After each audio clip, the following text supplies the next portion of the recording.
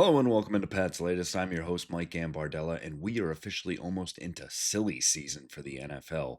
There are some major names being thrown around with holdouts abound, with training camps finally winding down, preseason almost done, and into the final week before week one kicks off. And there can be a lot of roster movement coming down the pike. We have it all for you right here as the Patriots, Elliott Wolf, Mike Vrabel, and the Brain Trust try and figure out who is going to make the 53-man roster and who's going to give the Pats the best chance to actually compete. Yes, compete, not just say, let's have a decent season, let's aim for 500. Let's compete for an AFC East title. Before we get into everything, make sure you go down and subscribe for the channel. Get into the comments and let us know what you think about the potential trade options that are out there and that Elliott Wolf has said he is willing to do if the deal is right and the right move for the Patriots. And if you think it's the right one, get in the comments. Let us know if you think it's right and who's going to be the surprise cut when all is said and done. Additionally, give us that like and go back and check out all of our old episodes after this one. We start by looking at potentially the biggest name that is out there in a potential trade and the soap opera going on in Dallas. And this is nothing new for Jerry Jones, who has the MO, whether it's CeeDee Lamb, whether it's Dak Prescott, and now Micah Parsons as well. Playing the long game, dragging things out. He made Dak Prescott the all-time highest paid quarterback at the time.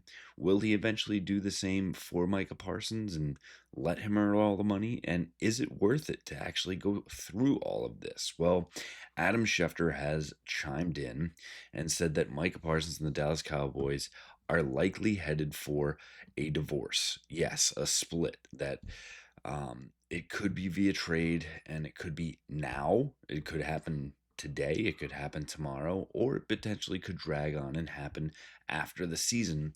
But Schefter does not see Parsons and Jerry Jones reconciling. He thinks that this has gotten too far. And again, this is his opinion, but as potentially the most tied in NFL insider that there is, I think this carries a great deal of weight.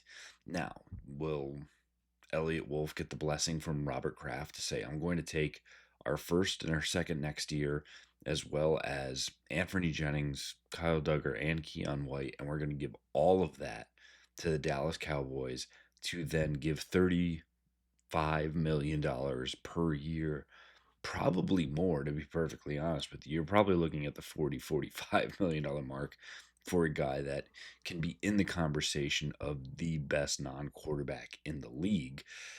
So would you do all of that for Micah Parsons? That's, I think, the only question that matters at this point.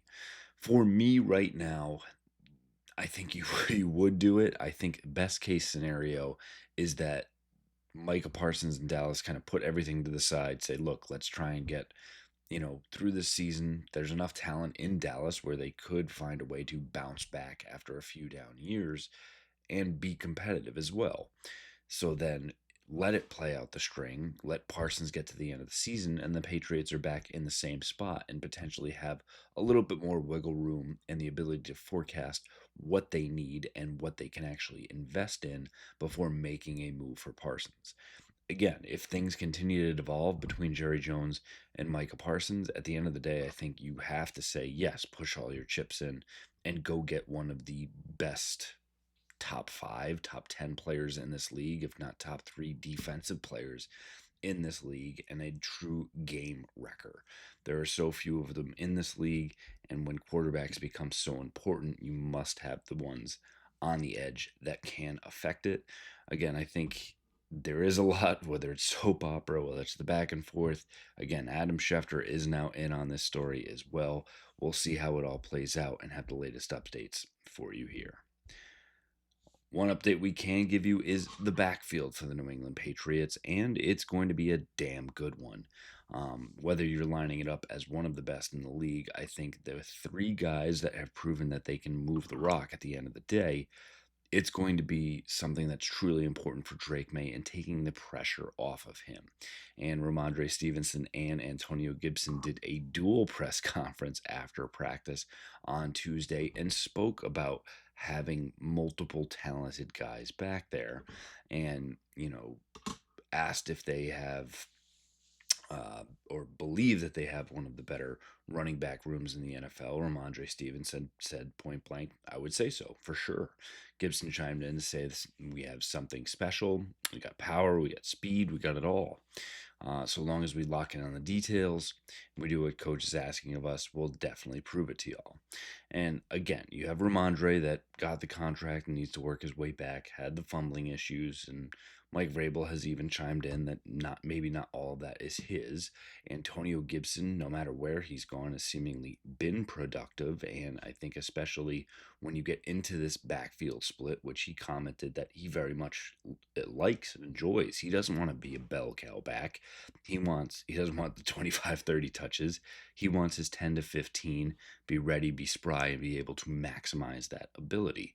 And now with Ramondre, with Antonio Gibson, and with Travion Henderson, the Patriots really do have the ability to do that. There is no drop off.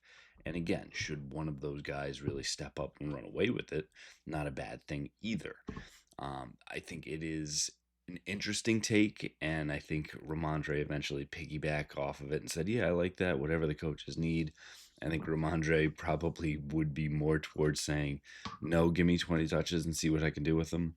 And again, for Travion Henderson, a guy that whether it's third down, whether it's pass blocking, whether it's hitting the tackles, whether it's receiving, I'm sure would be open to doing everything. But with a rookie running back, you are going to be a little more guarded with him. So again, maximizing what those 10 to 15 touches look like per situation, per game.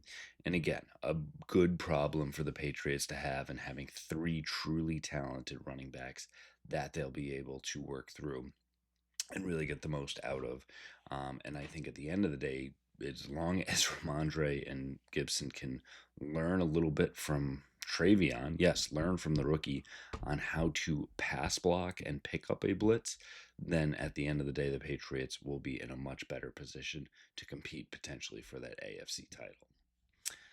Additionally, looking at a surprise that came on Tuesday, and we saw a little bit of the writing on the wall as K'Lavon Chasen, the addition and former first-round draft pick overall by the Jacksonville Jaguars, has entered the starting lineup. Now, starting as an opposite bookend with Harold Landry on that edge spot, Keon White has now officially lost his starting spot, and we'll continue to monitor if this is a true change or if Mike Vrabel and Terrell Jennings are really just starting to play out and see, what's there. But I think Chasen has continuously put pressure. I think adding that speed dynamic, and there was a question, Keon White has the size, right? 6'5" and 285 pounds.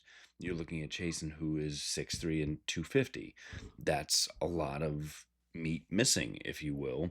But with the Patriots kind of going more towards that 3-4 defense, if you're looking more on the outside linebacker, as long as you can set the edge and be able to move around and understand when you can kind of hit the go button, then things are really going to work out. And Harold Landry is also playing like a man possessed and really wanted to prove something. So if he's really setting the edge on one side and figuring out his rush spots as well, that really allows K'Lavon to pin his ears back and just go, which is what we've seen a lot of and a lot of success for him. So again, kudos to him for making the most of the opportunity. It is fair to wonder if there is an extra layer to this onion. If the Patriots are already preparing to say Keon White is not going to be involved because maybe he is involved in a trade, whether that be Trey Hendrickson, Micah Parsons, or somebody else, I think it's too early to. That's conjecture, right? That's reading tea leaves. Nothing to say that there's anything behind it.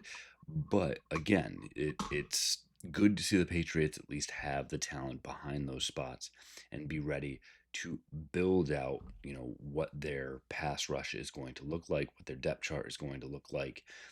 And again, kudos to Chasen for making the most of his reps.